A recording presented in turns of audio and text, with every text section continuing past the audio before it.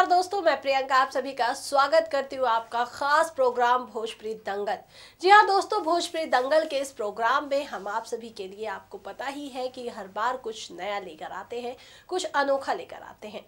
जैसे कि आप सभी को हम अपने इस प्रोग्राम में कई बार आपको भोजपुरी इंडस्ट्री, जो हमारे भोजपुरी फिल्म इंडस्ट्री है, उससे जुड़ी जानकारी देते हैं। तो कई बार हम आप सभी को भोजपुरिया समाज, संस्कृति, संस्माटी और उनकी खास बातों से रूबरू करवाते हैं, चाहे कोई खास तीज त्यौहार हो या कोई स्पेशल डे, या फिर इसके अलावा हम आप सभी को कई बार भोजपुरिया इतिहास के पन्नों को भी पलटकर कुछ खासी जानकारियाँ या यूँ कहे कि पुरानी सच्चाई को आप सभी के सामने लेकर आते हैं। लेकिन आज दोस्तों, मैं आज आप सभी के लिए एक मोटिवेशनल कहानी लेकर आई हूँ, एक रियल हीरो की कहानी लेकर आई हूँ। इन दिनों बाबाओं का दबदबा बहुत बना हुआ था हमारे समाज में। कोई भी साधु संत बन जाता था और फिर उनके पीछे लोग ऐसे पागल हो जाते थे जैसे मानो ईश्वर उन्हीं के अंदर मिल रहा हो। लेकिन अचानक से पता नहीं क्या हुआ, एक पर एक बाबाओं को जेल होती रही, वो जाते रहे। लेकिन इन्हीं में से एक बात करने वाली हूँ मैं आज आसाराम बापू की। जी हाँ, आसाराम बापू, जो कि अब सलाखों के पीछे है। लेकिन उसे सलाखों के पीछे भेजने में सबसे बड़ा रोल किस व्यक्ति का रहा, आज बात करने वाली हूँ आसाराम बापू के अगेंस्ट जो वकील खड़ा था उनके बारे में। जी हाँ, उनका नाम जो है वो पीसी सोलंकी है, जो कि इतनी मुश्किलों के आने के बावजूद भी वो डटे रहे। कई बार वो वैसे बेसिकली बहुत ही साधारण परिवार से आते हैं, बहुत ही सिंपल परिवार से वो आते हैं। उन्होंने अपने इंटरव्यू के दौरान कई बातों का खुलासा किया और कहा गया कि उन्हें बहुत सारी धमकियां भी मिली, उन्हें बहुत सारे बड़े बड़े वकील का सामना भी करना पड़ा। लेकिन जिस लड़की के लिए वो केस लड़ रहे थे, उस लड़की की हिम्मत ने उन्हें हौसला दिया, उसकी बहादुरी ने उन्हें हौसला दिया। साथ ही उन्होंने कहा कि सांच को आँच नहीं होती, और ये बात बिल्कुल सही है कि जिसके साथ सच्चाई है वो आज नहीं कल सामने आ ही जाती है। कुछ ऐसा ही हुआ आसाराम के उसमें, और आसाराम के जेल जाने के पीछे में हमारे जो रियल हीरो है पीसी सोलंकी, उनका क्या रोल रहा, क्या किरदार निभाया उन्होंने, इसके बारे में हम आप सभी को आज बताने वाले हैं। तो देखिए एक खास रिपोर्ट। इन दिनों देखा गया हमारे भारत में बाबाओं का बहुत ज्यादा दबदबा रहा था। जहां पहले दो वचन बोल दिए, साधु संत बन गए, वहीं पर मानो जनता उनके पीछे चल पड़ी और वो ऐसे व्यवहार करने लगी मानो उस साधु संत में ही भगवान बसते हों। इसी में से एक नाम था आसाराम, जो कि आज सलाखों के पीछे है। जो उसने पाप किया है वो किसी से छिपा नहीं है। लेकिन इतने पाप करने के बावजूद जब वो खुलेआम घूम रहा था, खुलेआम घूमने वाले इस पापी को एक सलाखों के पीछे भेजने वाले व्यक्ति का बारे में क्या विचार है, क्या वो चाहते थे, आज हम आप सभी को उन्हीं के बारे में बताने वाले हैं। जी हाँ, मैं बात कर रही हूँ आसाराम को जेल के सलाखों के पीछे पहुंचाने वाले वकील पीसी सोलंकी की कहानी, उनकी आत्मकथा, जिसे पढ़कर शायद आप सभी के भी रोंगटे समझ में खड़े हो जाए और आप समझ जाए कि देश किसके सहारे चल रहा है। सलाम सोलंकी जी, आप हो देश के हीरो, और जो हीरो नहीं है उनके नाम आप सभी को पता ही है। उन नामी गिरामी वकीलों की लिस्ट पढ़ लेना जिन्होंने आसाराम की पैरवी की थी। आज उन्हीं की जुबानी, जी हाँ, आज पीसी सोलंकी की जुबानी आपको कुछ बताना चाहेंगे।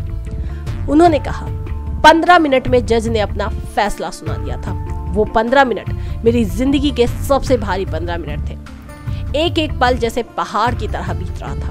पूरा समय मेरी आंखों के सामने पीड़िता और उसके पिता का चेहरा घूम रहा था। जज जब फैसला सुनाकर उठे तो लोग मुझे बधाइयां देने लगे। मेरा गला धुंध गया था, मुंह से आवाज नहीं निकल रही थी। मैं वकील हूँ, मुकदमे लड़ना, कोर्ट में पेश होना मेरा पेशा है। लेकिन जिंदगी में आखिर कितने ऐसे मौके आते हैं जब आपको लगे कि आपके होने का कोई अर्थ है। यह क्षण मुझे लगा था कि मेरे होने का कुछ अर्थ है। मेरा जीवन सार्थक हो गया। मेरा जन्म राजस्थान के एक साधारण परिवार में हुआ था। आगे उन्होंने कहा, घर में 3 बहनें थी और आर्थिक तंगी। पिता रेलवे में मैकेनिक थे। हम जाति की से दर्जी हैं। मैंने भी बचपन से सिलाई का काम किया है। माँ एक दिन में 30 से 40 शर्ट सिलती थी। पिता बेहद साधारण थे और माँ अनपढ़, लेकिन दोनों की एक ही जिद थी कि बच्चे को पढ़ाना है, और सिर्फ लड़के को नहीं बल्कि लड़कियों को भी। मेरी तीनों बहनों ने आज से 30 साल पहले पोस्ट ग्रेजुएशन किया और नौकरी की। मेरी एक बहन नर्स, एक टीचर, और जब मैंने इस पेशे में आने का फैसला किया तो मेरे गुरु ने कहा कि वकालत बहुत जिम्मेदारी का काम है। इस पेशे की छवि समाज में बहुत अच्छी नहीं, लेकिन अपनी छवि हम खुद बनाते हैं और अपनी राह खुद चुनते हैं।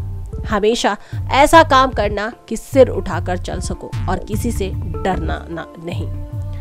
इसके बाद उन्होंने कहा कि जब मैंने आसाराम के खिलाफ पीड़िता की तरफ से यह मुकदमा लड़ने का फैसला लिया, यहाँ तो बहुत धमकियां मिली, पैसे का लालच दिया गया, तमाम कोशिशें हुई कि किस तरह से मैं ये मुकदमा छोड़ दूं, लेकिन हर बार मुझे वह दिन याद आता रहा जब पीड़िता के पिता पहली बार मुझसे मिलने कोर्ट आए थे। साथ में वो लड़की थी, बेहद शांत, सौम्य और बुद्धिमान।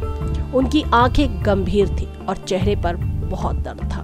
पिता बेहद निराह थे, लेकिन इस दृढ़ निश्चय से भरे हुए कि उन्हें यह लड़ाई लड़नी है। मैं यह लड़ाई इसलिए लड़ पाया क्योंकि पीड़िता और उसका परिवार एक क्षण के लिए अपने फैसले से डगमग नहीं हुआ। लड़की ने बहुत बहादुरी से कोर्ट में खड़े होकर बयान दिया। 94 पन्नों से में उसका बयान दर्ज है। तकलीफ बहुत थी, लेकिन वो गोवर्धन पर्वत की तरह अटल रही। लड़की की माँ 19 दिन तक कोर्ट में खड़ी रही और 18 पन्नों में उसका बयान दर्ज हुआ।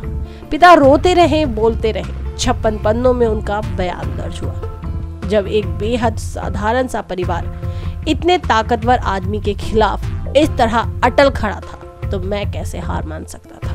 2014 में जिस दिन वकालतनामे पर साइन किया, उस दिन के बाद से यह मुकदमा ही मेरी जिंदगी हो गया। 4.5 साल ट्रायल चला। इन 4.5 सालों में मैं रोज कोर्ट गया। 8 बार सुप्रीम कोर्ट में पेशी हुई। 1000 बार से ज्यादा ट्रायल कोर्ट में पेश हुआ। जितना मामूली पीड़िता का परिवार था, उतना ही मामूली वकील था मैं। इस तरफ मैं था और दूसरी तरफ थे देश की राजधानी में बैठे कदम्बर वकील। बिल्कुल उन्होंने कहा, सबसे पहले आसाराम को जमानत दिलवाने के लिए आए राम जेठमलानी।